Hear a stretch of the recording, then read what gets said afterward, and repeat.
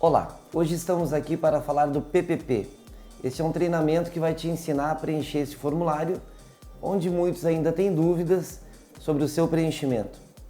Então, primeiro passo, o que é o PPP? Que é isso mesmo, né? É um formulário com campos a serem preenchidos com todas as informações relativas ao empregado, como, por exemplo, a atividade que exerce, o agente nocivo ao qual é exposto, a intensidade e a concentração do agente, exames médicos clínicos, além de dados referentes à empresa. O primeiro passo para você saber como preencher o PPP está no nosso site, no www.clinicamed7.com.br, o qual nós acessamos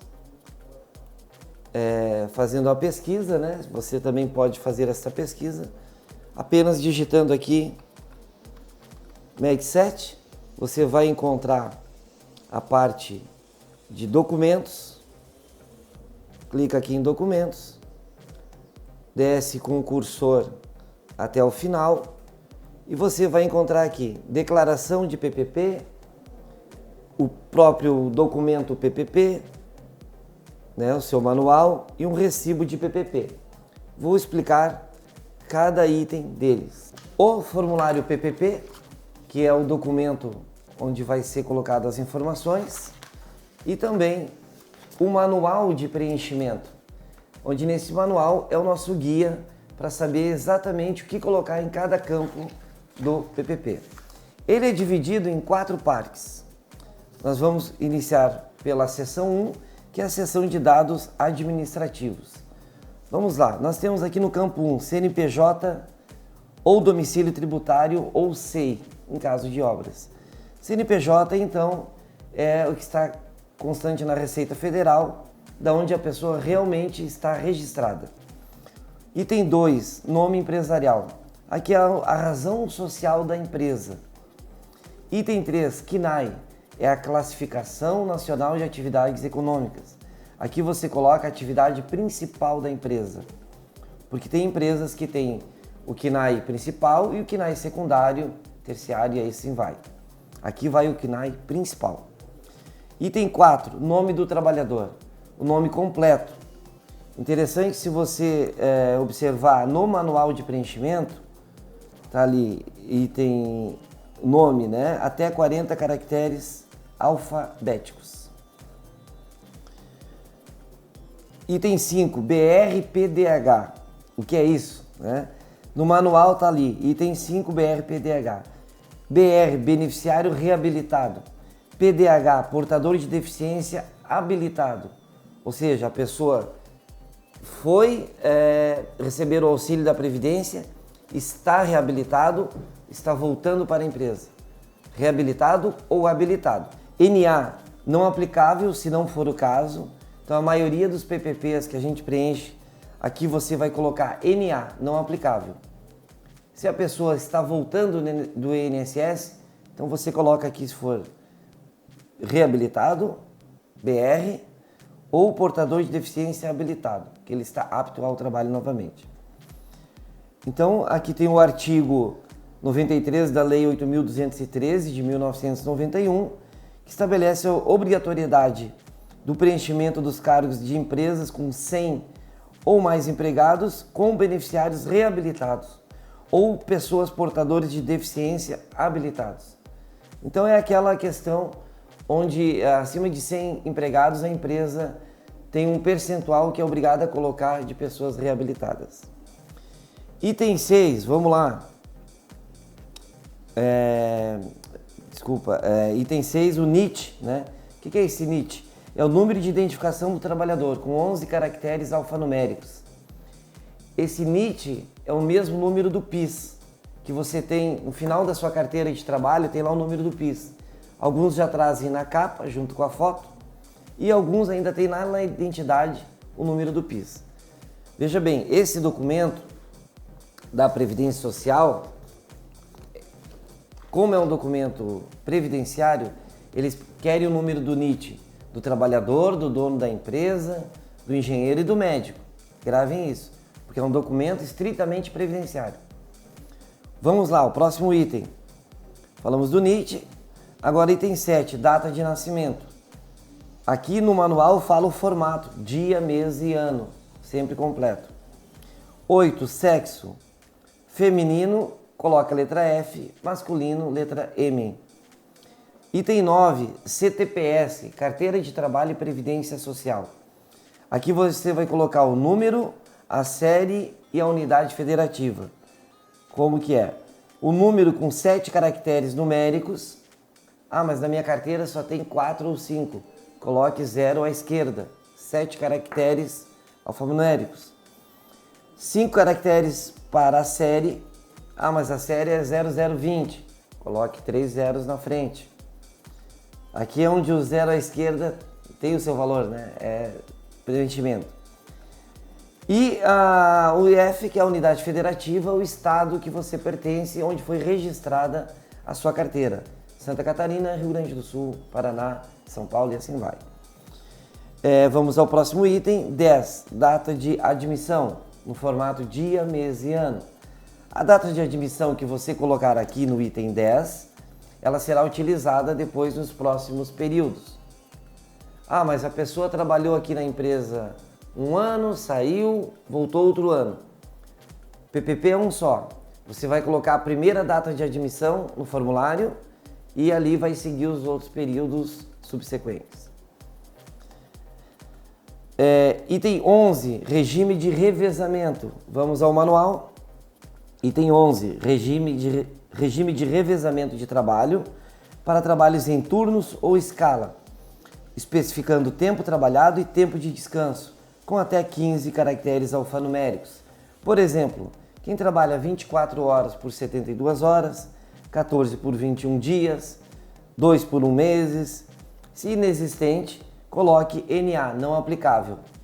Então, a maioria das empresas é turno normal de 8 horas por dia. Aqui são aqueles casos onde a pessoa trabalha um dia, 24 horas e folga 2 e assim vai, conforme está lá no contrato de trabalho. Item 12, CAT. O que é a CAT? É comunicação de acidente do trabalho. Aqui no manual fala que as informações da CAT são aquelas registradas pela empresa na Previdência Social.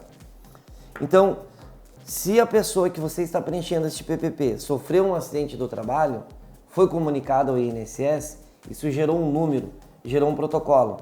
Você deve colocar este número aqui, com a data que ele foi gerado, a data da CAT e o número deste protocolo, o número da CAT.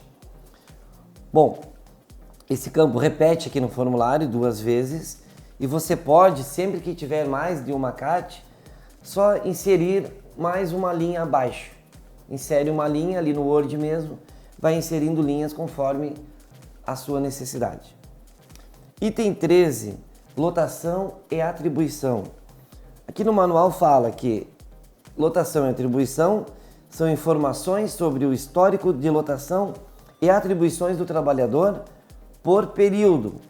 A alteração de qualquer um dos campos que vão seguir abaixo implica obrigatoriamente a criação de nova linha com discriminação do período, repetindo as informações que não foram alteradas. Vou explicar. Nesse campo, nós vamos colocar o setor que o empregado trabalhou, nós vamos colocar o cargo que ele exerceu. Se houve uma mudança de função, você vai criar uma nova linha, porque pode ter aí novos riscos. Por isso, a criação de nova linha. Vamos lá, item 13.1, período. Aqui fala no nosso manual a data de início e data de fim do período, sempre no formato dia, mês e ano. No caso de trabalhador ativo, a data de fim do último período não deverá ser preenchida. Ele trabalha conosco aqui de 10 de janeiro de 2015 e continua, não saiu ainda, é um trabalhador ativo. Então eu vou colocar 10 de janeiro de 2015 e vai ficar em aberto. É o que está escrito aqui no nosso manual. 13.2, CNPJ. Vamos aqui ao nosso manual. CNPJ, então, é o local onde efetivamente o trabalhador exerce sua atividade. Então vejam bem, gente, aqui neste campo, o empregado ele é registrado na sua empresa. Porém, se ele é terceirizado, um exemplo, e está trabalhando dentro de outra, então você aqui vai colocar o CNPJ da outra empresa, onde ele realmente, efetivamente, está prestando o seu serviço. Na maioria dos casos, aqui você vai repetir o CNPJ lá do campo 1, vai colocar aqui no item 13.2, que é o CNPJ da sua empresa. 13.3, setor. Setor é o lugar administrativo na estrutura organizacional da empresa onde o trabalhador exerce suas atividades laborais, com até 15 caracteres alfanuméricos. Então, o que pode ser transporte, produção, almoxarifado, setor administrativo, enfim, o setor na estrutura da tua empresa. Eu não tenho aqui divisão de setores, mas todo mundo tem o setor administrativo e o de produção. Então aqui é para você clarear mais a quem for ler esse documento qual você deve colocar. Agora vamos ao item 13.4. Item 13.4 é o cargo. Aqui tem até uma confusão que as pessoas têm, porque do lado já vai vir a função. Então vejamos, o que é o 13.4 no manual do INSS? 13.4, cargo. Cargo do trabalhador constante na CTPS, na carteira de trabalho, se empregado ou trabalhador avulso, ou constante no recibo de produção e livro de matrícula, se cooperado, com até 30 caracteres alfanuméricos. Gente, então cargo é o que está escrito na carteira. Operador de máquina, auxiliar administrativo, gerente, é o que está na carteira, na CTPS. Isto é o cargo. Função, item 13.5. O que é função para o INSS? Vamos lá. Lugar administrativo na estrutura organizacional da empresa, onde o trabalhador tenha atribuição de comando, chefia, coordenação, supervisão ou gerência. Quando inexistente a função, preencher com NA. Ou seja, se é supervisor, se é chefe, você vai colocar, repetir. Ele é mecânico. E a função mecânico, ou chefe de mecânica, significa que exercia a atribuição de supervisão, de comando e de chefia. Então aqui, se é chefe, é no 13.5. 13.6, CBO, muito importante. Classificação Brasileira de Ocupação vigente à época, com 6 caracteres numéricos. Aqui fala, no caso de utilização da tabela CBO relativa a 1994, utilizar a CBO completa com 5 caracteres, completando com 0 a primeira posição, que é o 0 à esquerda, né? No caso de CBO 2002, utilizar a CBO completa com 6 caracteres. Então aqui no manual está bem claro essa questão. CBO é aquele código, aquele número da Classificação Brasileira de Ocupação relativa a cada profissão. Então motorista tem uma CBO, administrativo tem outra CBO, cada função existe uma CBO. Item 13.7, código GFIP, isso interessa e muito a Previdência Social. É aqui que está um dos motivos de ter esse documento. Esse aqui você deve prestar muita atenção, porque nos últimos 20 anos, o que você declarar agora nesse campo, a empresa poderá receber até uma ação retroativa, uma ação regressiva, cobrando o porquê você está dando aposentadoria especial, colocando um código aqui, eu já vou explicar, e não contribuiu para isso. Então, o código que você colocar aqui é o código de contribuição, é o código que você vem pagando. Mas aqui tem direito à atividade especial? Não sei, onde é que eu consulto isso? No LTCAT da empresa, no laudo técnico das condições ambientais de trabalho. Então, o código GFIP é o código de ocorrência para o trabalhador com 2 caracteres numéricos, conforme o manual da GFIP para usuários do CFIP, publicado por instrução normativa da diretoria colegiada do INSS. Na contabilidade você vai descobrir esse código e também nos laudos feitos pela Engenharia de Segurança no Trabalho. Vou dar um exemplo. Código 00 é o funcionário não está exposto a nada, ou seja, um cargo administrativo não tem exposição.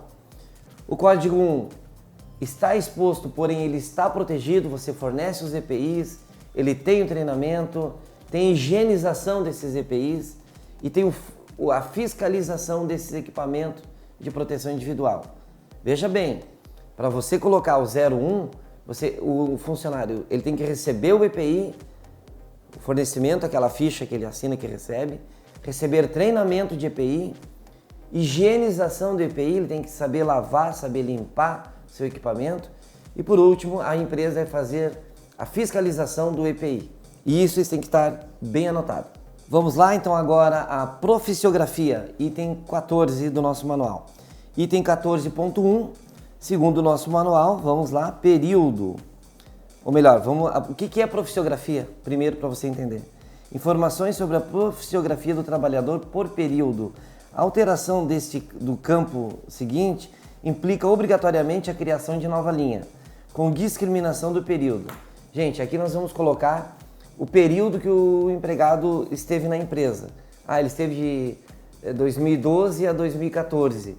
E se ele saiu e voltou ou mudou de função, vai ter nova linha. Certo? Vamos lá, item 14.1, período. A data de início e data de fim do período, ambas naquele formato, dia, mês e ano. No caso de trabalhador ativo, a data de fim do último período não deverá ser preenchida. Ou seja, a pessoa trabalha contigo, está encaminhando o pedido de aposentadoria, então você coloca o período, começou dia 1º de janeiro de 2012, fica em aberto, porque ele ainda continua trabalhando, ele está ativo. Descrição das atividades, item 14.2. Vamos ao manual. Descrição das atividades físicas ou mentais realizadas pelo trabalhador, por força do poder de comando a que se submete, com até 400 caracteres alfanuméricos. As atividades deverão ser descritas com exatidão e de forma sucinta, com a utilização de verbos no infinitivo impessoal. Aqui é muito importante essa questão do verbo, porque muitos colocam no gerúndio. O que é o gerúndio? Trabalha, fazendo, executando, elaborando, esse ando, indo, isso não se coloca. Mesmo que no teu laudo esteja escrito, aqui você transforma para infinitivo impessoal. Aí que eu lembro, dos nossos estudos do colégio, mas o que é infinitivo impessoal? É aquilo que termina em ar, ir, ur. Simples, né?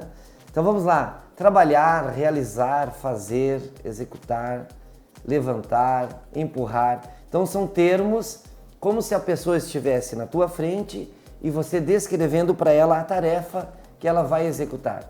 É isso, é dessa forma que você coloca aqui no item 14.2, descrição da atividade. Com isso aqui terminamos a seção 1 do manual de preenchimento aqui do PPP. Então no próximo bloco aqui eu vou explicar para vocês a seção 2, a parte de registros ambientais. Já voltamos.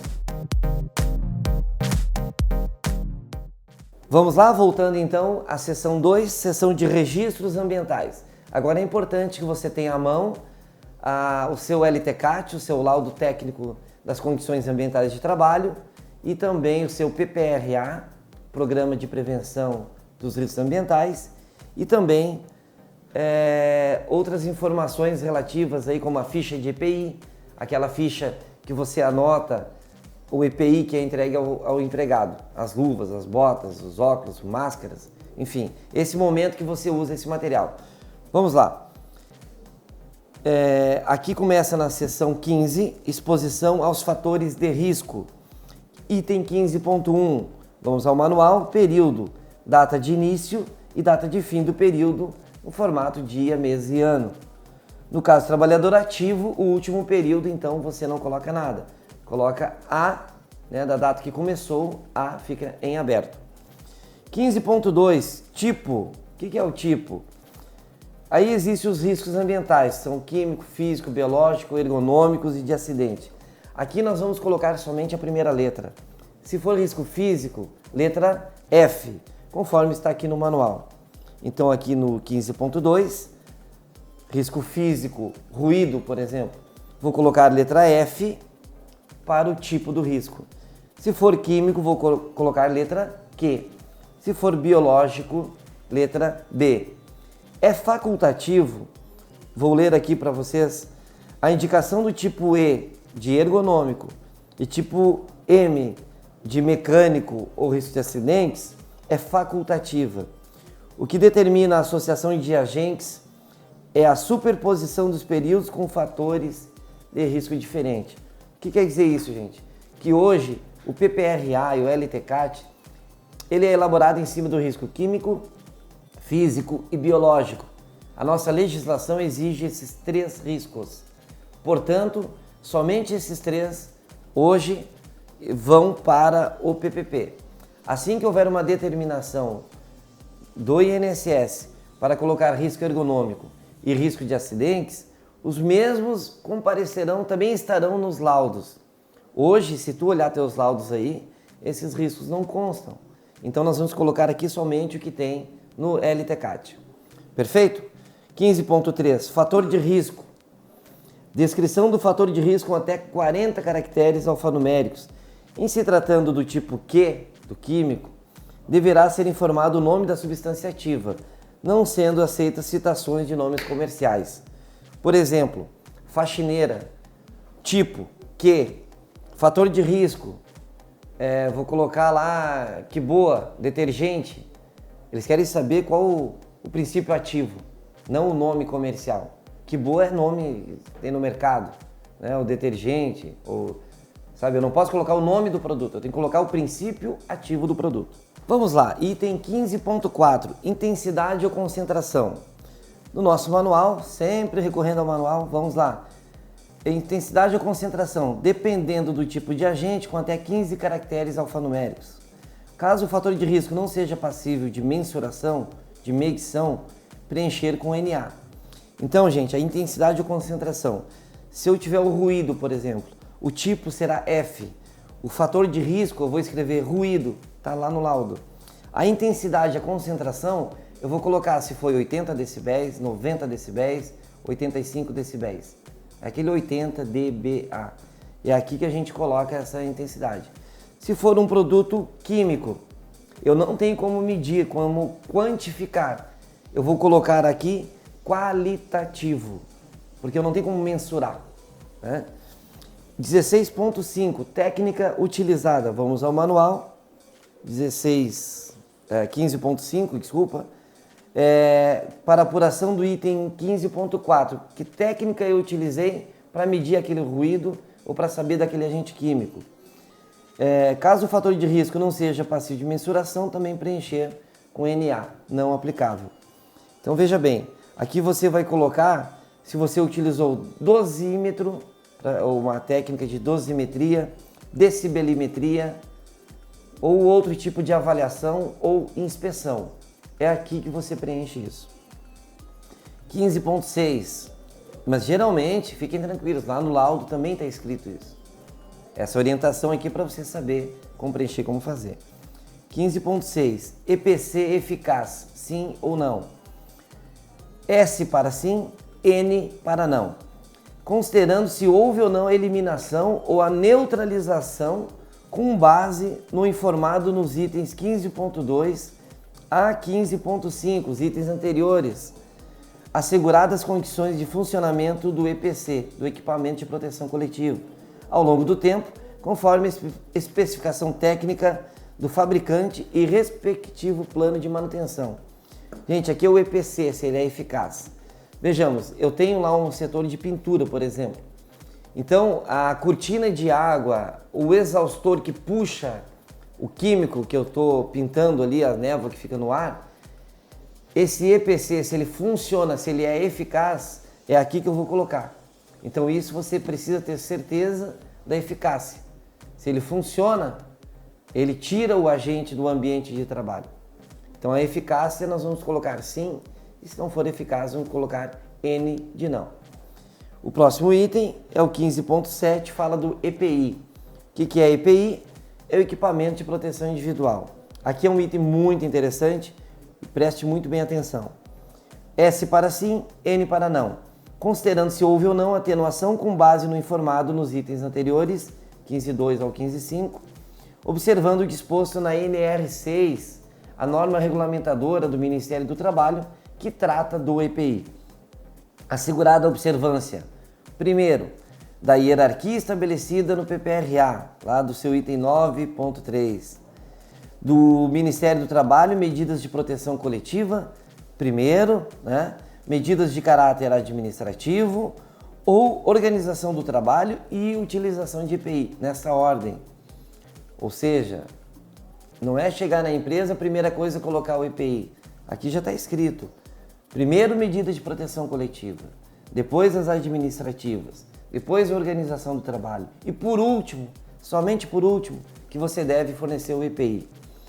Admitindo-se a utilização de EPI somente em situações de inviabilidade técnica, insuficiência ou interinidade à implementação do EPC. Ou seja, eu não consigo colocar um EPC. O cara vai trabalhar com motosserra. Então, o EPI é obrigatório. Não tem o que fazer, né? Ele tem que usar. Ou ainda em caráter complementar ou emergencial. 2. Das condições de funcionamento do EPI ao longo do tempo. Você deve observar se o EPI está sendo utilizado, se a pessoa está fazendo bom uso, se está lavando, limpando ele. Das condições de funcionamento desse EPI.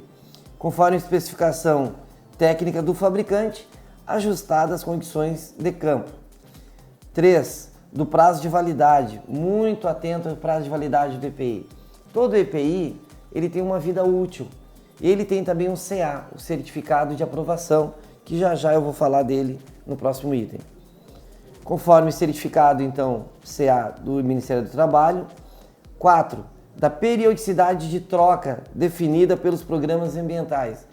Gente, no anexo do nosso PPRA, tem lá a tabela de tempo de vida útil do EPI. Você deve fazer uma anotação dentro do PPRA mesmo, lá no anexo.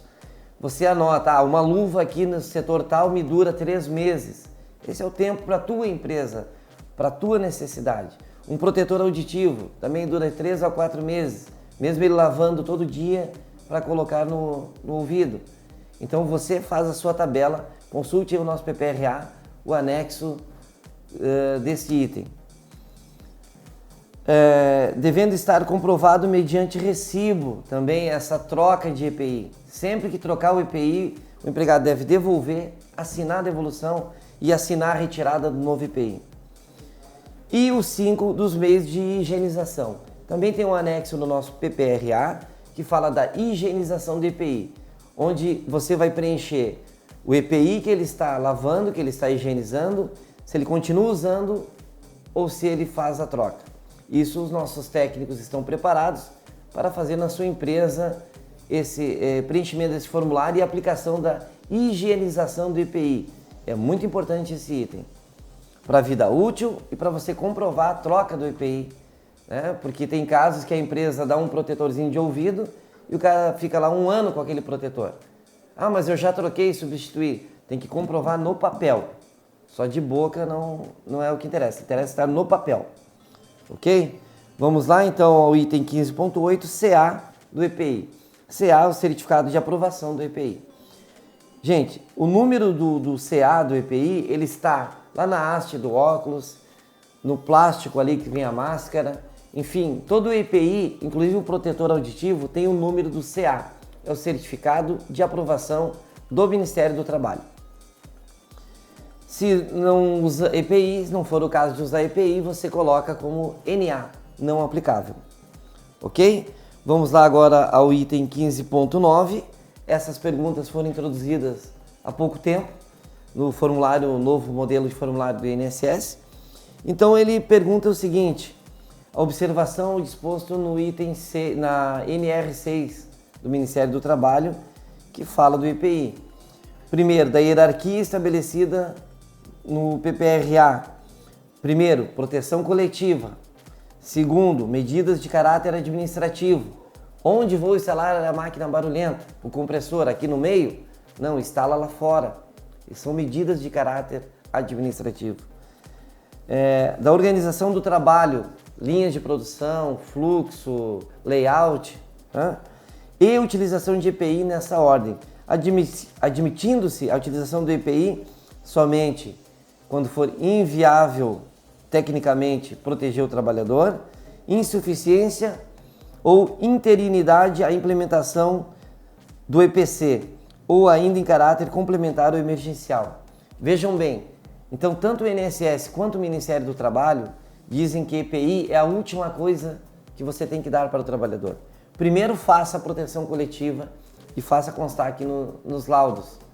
Se não deu a proteção coletiva, aí sim se parte para a proteção individual, onde passa a ser obrigatória e pode dar até demissão por justa causa se o empregado não utilizar. Vejam como é sério esse item e importante o preenchimento dele aqui no PPP. Então colocamos o CA, tranquilo, e aqui no 15.9, a pergunta que tem aqui no formulário é assim: atendimento aos requisitos da NR6, EPI, e NR9, PPRA, do Ministério do Trabalho, conforme informado. Primeira pergunta: foi tentada a implementação de medidas de proteção coletiva de caráter administrativo ou de organização do trabalho, optando-se pelo EPI por inviabilidade técnica, insuficiência ou interinidade, ou ainda em caráter complementar ou emergencial? Aqui você vai colocar sim ou não. A pergunta é: foi tentada a implementação? Se você tentou, você coloca sim. Se você nunca tentou nada, coloque N de não. Foi observadas as condições de funcionamento do uso ininterrupto do EPI ao longo do tempo, conforme especificação técnica do fabricante, ajustadas às condições de campo? Se você observou o funcionamento do EPI, fez a troca no tempo certo, tem isso registrado no papel, coloque S para sim ou N para não. Foi observado o prazo de validade conforme o CA? Se você observou o CA quando fez a compra do EPI, você comprou lá um óculos, comprou um equipamento, consultou na internet, validade do CA, e está lá o vencimento mês passado, você vai colocar aqui que não. Porque se ele está em dia, está ok, você vai colocar aqui sim, que você está observando o prazo de validade. Isso aqui é um item que pouca gente observa, mas é uma das primeiras coisas que é feito quando o formulário chega lá no INSS pelos peritos da Previdência. Validade e vencimento dos EPIs, dos equipamentos de proteção. Então, coloque aí no Google, faça a sua pesquisa do CA, validade do CA. Você coloca o número ali e vai sair um laudo do Ministério do Trabalho. Muito simples e fácil. Foi observada a periodicidade de troca definida nos programas ambientais? Isso também você deve observar.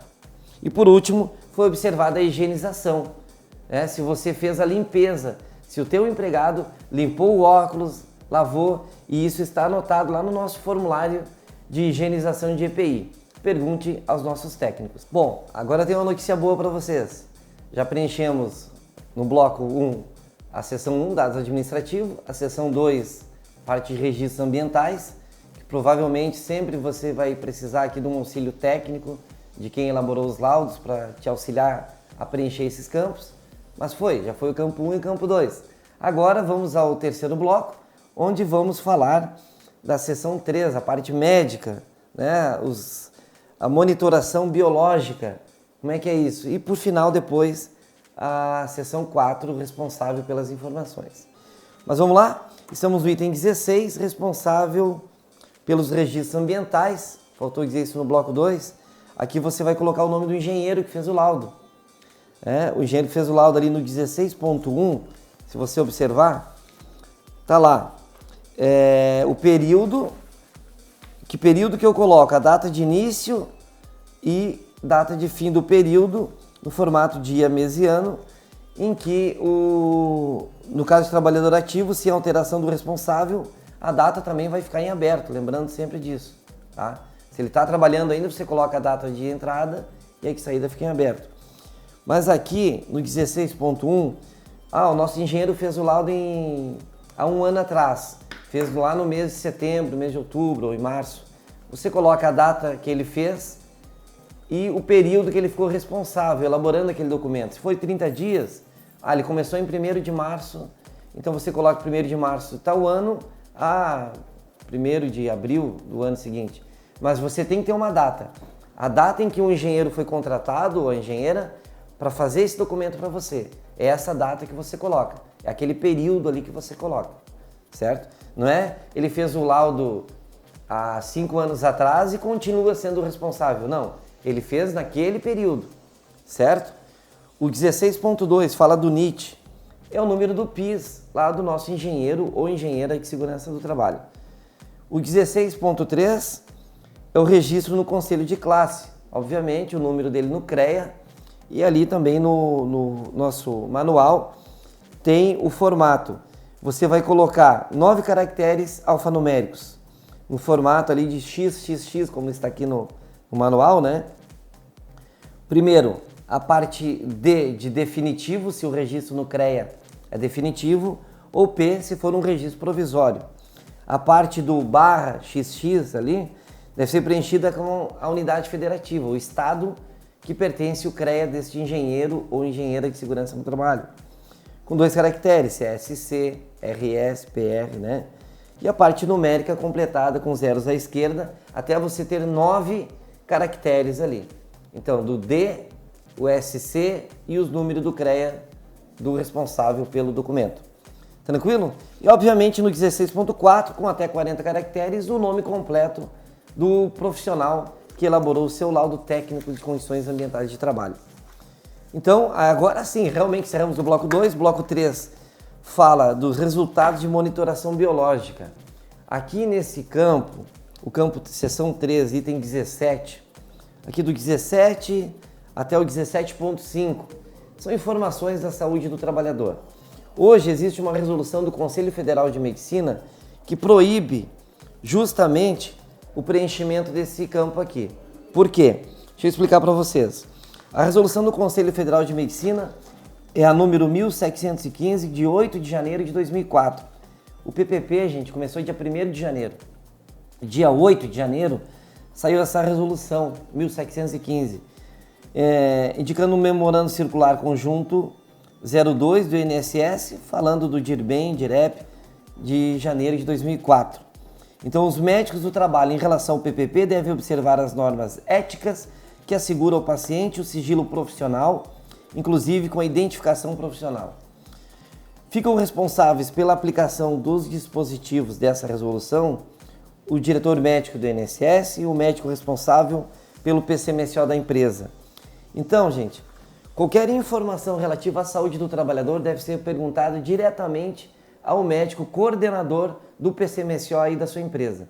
Então aqui nós não vamos colocar nada, não vamos preencher nada do campo 17.1 ao 17.5, porque são informações sigilosas.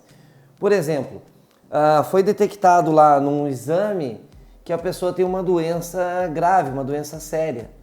E aí esse documento aqui, PPP, vai ficar andando no RH, vai ser levado para o jurídico, para sindicato, enfim. É um documento sigiloso, é um documento do trabalhador.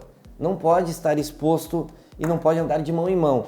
Então, informação médica será somente do médico, perito do INSS, que se ele houver dúvidas, ele vai perguntar ao médico da empresa, que vai responder via carta, vai protocolar isso lá no INSS. O que é necessário preencher aqui então na seção 3?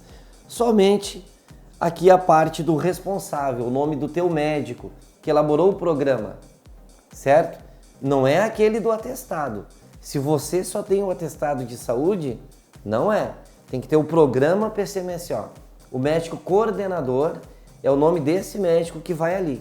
Portanto, todos os atestados gerados na sua empresa devem seguir esse programa, devem ser levados ao conhecimento do médico da empresa. Então nós vamos preencher apenas o item 18.1, período que o médico responde tecnicamente pela sua empresa, o item 18.2, que é o NIT, é o número do PIS do médico. De novo, é um documento da Previdência, então sempre vai ter o número do PIS, tá? 18.3, o registro no conselho de classe é o CRM do médico, o número que ele tem lá no carimbo dele. Sempre olha aqui no manual, porque tem aquela formatação que exige 9 caracteres. Tem que colocar lá se o registro dele é definitivo, provisório, o estado que ele foi registrado e completar com o CRM dele e zeros à esquerda para completar 9 dígitos. Por que eu digo isso? Porque em breve isso aqui será digitalizado, você vai informar via internet, então não vai mais ter esse formulário aqui. Você vai informar e a informação já vai cair lá. Então tem que ter esses 9 caracteres. Então já vamos se acostumando a preencher isso. Então vamos colocar aqui e o nome do profissional, nome completo sempre, sem abreviação, sem nada. O nome completo do médico responsável pelo PCMSO da sua empresa. E por fim, então, chegamos ao último bloco. Chegamos aqui à seção 4, responsável pelas informações. Gente, aqui no item, nessa seção, o responsável pelas informações, numa empresa é o proprietário, quem está lá no contrato social que assina pela empresa, não é um dos dois, é quem assina. Numa cooperativa é o presidente, numa prefeitura é o prefeito. Então, vejam bem, para assinar o PPP, ou você é o responsável pela empresa, por esse CNPJ, ou você tem uma procuração do responsável específica para preencher o PPP. Não pode qualquer pessoa estar lá preenchendo o PPP. Essas informações aqui eu vou ler a declaração que você está assinando nesse PPP, ou de quem vai assinar. Declaramos, para todos os fins de direito, que as informações prestadas neste documento são verídicas e foram transcritas fielmente dos registros administrativos, das demonstrações ambientais e dos programas médicos de responsabilidade da empresa, que aqui é o LTCAT, PPRA e PCMSO. É de nosso conhecimento que a prestação de informações falsas neste documento constitui crime de falsificação de documento público, nos termos do artigo 297 do Código Penal. E também que tais informações são de caráter privativo do trabalhador, constituindo crime, nos termos da Lei 9.029 de 95, práticas discriminatórias decorrentes de sua exigibilidade por outrem, bem como de sua divulgação para terceiros, ressalvado quando exigida pelos órgãos públicos competentes. Ou seja, você não pode exigir o PPP de onde a pessoa trabalhou para admiti-lo aqui nessa empresa. Você vai preencher o seu PPP e entregar para o empregado. É informação sigilosa, a informação dele. Por isso que no nosso site você vai encontrar ali também um recibo de protocolo. É o recibo que você vai colocar. Você vai entregar o PPP para a pessoa com um recibo na frente. Então esse recibo ele vai assinar, você vai arquivar junto com o seu PPP e ele vai levar uma via do PPP dele. Você fica com o recibo.